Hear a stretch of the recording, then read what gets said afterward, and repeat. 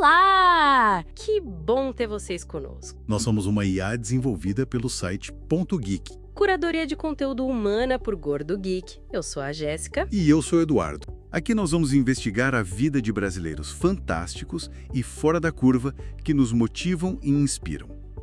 Hoje, a gente vai fazer uma análise mais aprofundada da história de uma figura que muita gente conhece, né? Pelo menos de nome, por causa da ligação com uma gigante da tecnologia. Mas a trajetória dele é, assim, cheia de nuances, reviravoltas. Estamos falando do Eduardo Saverin.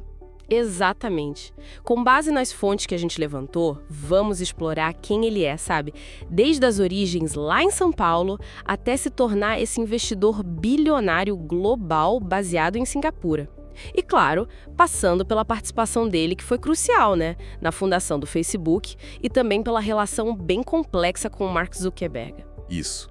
Nossa missão aqui é percorrer essa jornada toda, tentando responder as perguntas que surgem sobre ele, consolidando informações de várias fontes para dar um panorama completo, detalhado. Ok, vamos lá então. Para começar, quem exatamente é o Eduardo Luiz Saverin? Bom, ele é um empresário e também investidor anjo brasileiro, ou seja, aquele tipo de investidor que aposta cedo em startups, né? Com alto potencial. Ele nasceu em São Paulo e em 19 de março de 1982, mundialmente famoso, claro, por ser um dos 5 cofundadores do Facebook, e hoje ele também é cofundador da B Capital Group, que é uma firma de venture capital bem importante, atuação global. E é conhecido só como Eduardo Saverin mesmo, né? O nome que pegou. Isso, correto. Eduardo Saverin. E a infância dele? Ele vem de uma família que já tinha, assim, um histórico de empreendedorismo, não é? Sim. Uma família judaica de classe alta. O avô dele, por exemplo, fundou a TipTop. O pai atuava em vários setores, a mãe era psicóloga. Aí, em 1993, como ele tinha uns 11 anos, a família se mudou para Miami. Ah, cedo. Foi em parte por causa da instabilidade econômica aqui no Brasil, na época do Collor, congelamento da poupança, aquela coisa toda. Lá ele estudou numa escola chamada Gulliver Preparation School. Se adaptou bem, parece. Interessante essa mudança tão jovem. Isso já mostrava alguma coisa diferente nele, alguma aptidão especial? Olha, com certeza. Além de ser um prodígio no xadrez, dizem que ele venceu um mestre internacional aos 13 anos. Nossa! Aos 13! É. E tem relatos também de que, ainda adolescente, ele teria lucrado aí uns $300 mil. 300 mil? Como? Investindo em contratos futuros de petróleo. Parece que ele explorou uma brecha na regulação aqui do Brasil. Já mostrava uma visão para negócios bem aguçada, né? Desde cedo. Uau! E foi em Harvard, então, que a carreira começou a, digamos, decolar de vez, a ganhar mais notoriedade. Exatamente. Lá ele cursou economia, foi presidente da Harvard Investment Association, que é a associação de investimentos de lá, e foi em Harvard que ele conheceu o Mark Zuckerberg. Ah, o encontro-chave. E aí veio o Facebook. Como é que foi essa participação inicial dele? Como ele entrou na história? Então, em 2004, o Zuckerberg chamou ele, o Saverin fez o primeiro investimento mais significativo, coisa de $15 mil. Era a grana que ele tinha guardado, sabe? As economias dele. E isso por uma participação inicial de 30%. 30%? Bastante. Pois é. E ele assumiu a parte financeira e de negócios ali no começo. Era o CFO e diretor de negócios. No início, o foco era só Harvard mesmo. Depois foi expandindo para outras universidades. E em 2006 abriu para o público geral, né? Acima de 13 anos. E tinha mais gente envolvida na fundação, né? Sim, os outros cofundadores foram o Dustin Moskovitz, o Chris Hughes e o Andrew McCollum. Certo. Mas essa parceria com o Zuckerberg não foi só flores, né? A relação azedou em algum momento. Não mesmo. Começaram a surgir divergências sérias sobre a direção da empresa, sabe? O Saverin continuou os estudos em Harvard até 2006, depois parece que passou um tempo em Nova York tentando buscar anunciantes, investimentos, pelo menos é o que ele diz. Enquanto isso, o Zuckerberg largou Harvard e foi para o Vale do Silício. E aí surgiram os relatos de que o Saverin não estava conseguindo fechar negócios, não trazia anunciantes, e até que ele teria usado o próprio Facebook para promover um outro projeto pessoal dele, um tal de Job Puzzles. E aí entra o Sean Parker na história, né? O cara do Napster. E isso, o Parker entrou como presidente e começou a trazer investimento pesado. Só que a entrada dele e as ações dele começaram a bater de frente com as funções do Saverin. Foi aí que o Zuckerberg arquitetou um plano para diluir a participação do Saverin, basicamente passar ele para trás, né?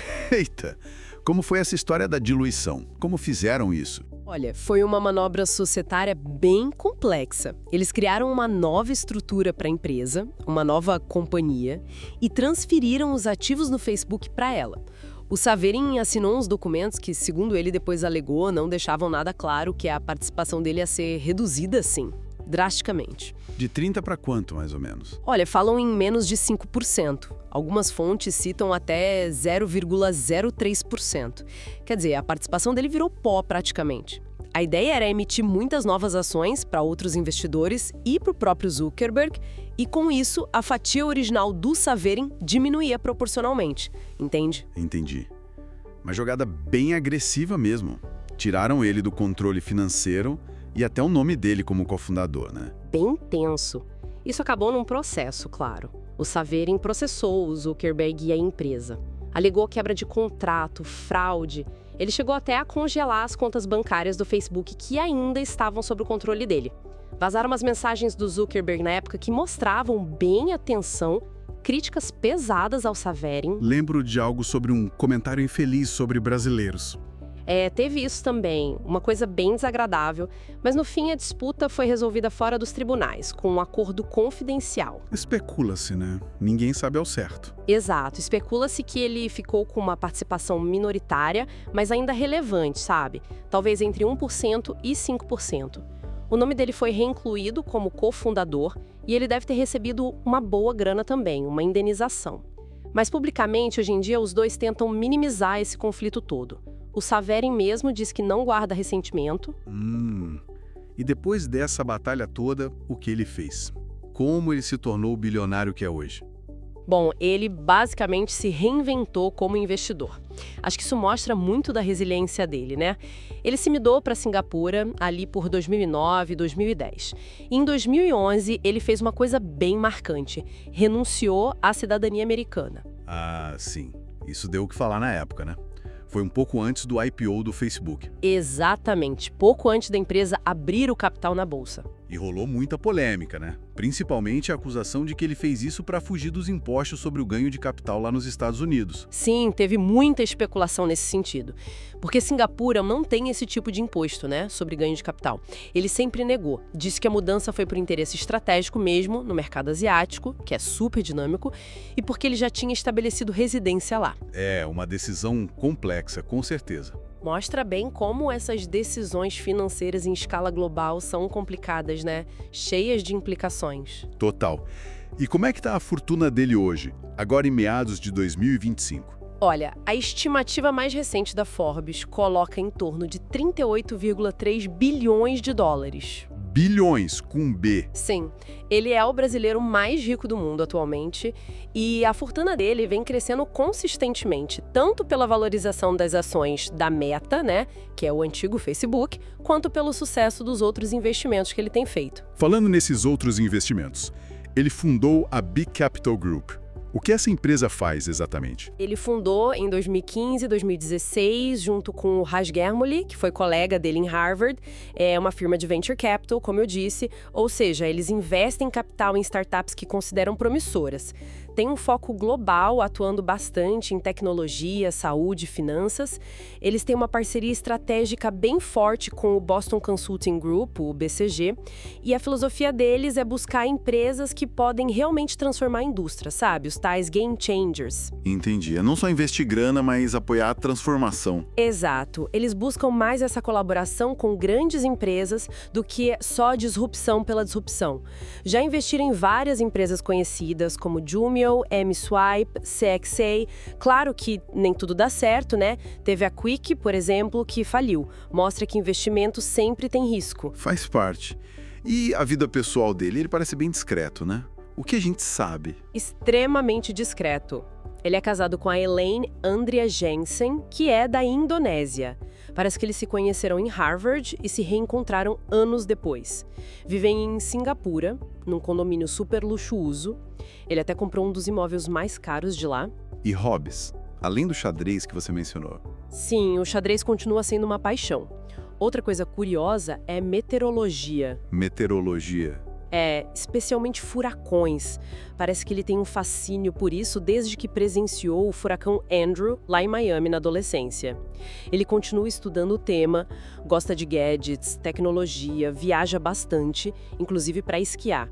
Comprou uns chalés bem luxuosos em Courchevel, na França, e na faculdade ele chegou a praticar beisebol.